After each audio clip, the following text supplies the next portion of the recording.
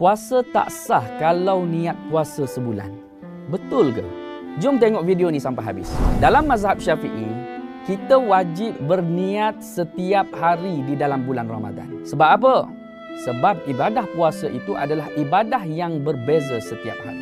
Cuma dalam mazhab Maliki, kita boleh niat 1 bulan terus. Dan kita boleh bertaklid kepada mazhab Maliki untuk niat 1 bulan terus. Dan dia pun sunat di dalam mazhab Syafi'i. Tetapi kita juga mesti niat setiap hari di dalam bulan Ramadan walaupun kita dah niat 1 bulan. Niat 1 bulan ini sebagai backup sahaja. Takut-takutlah kita ada terlupa niat pada hari-hari di dalam bulan Ramadan, kita ada niat backup 1 bulan mengikut mazhab Maliki. Macam mana nak niat 1 bulan ni? Niat 1 bulan ni kita boleh buat pada hari pertama Ramadan. Cara niatnya adalah nawaitu sauma syahri Ramadan kullihi lillahi ta'ala. Maksudnya, sahaja aku berpuasa keseluruhan pada bulan Ramadan kerana Allah Ta'ala. Dan niat puasa setiap hari pula macam mana? Ni wajib niat tiap-tiap hari.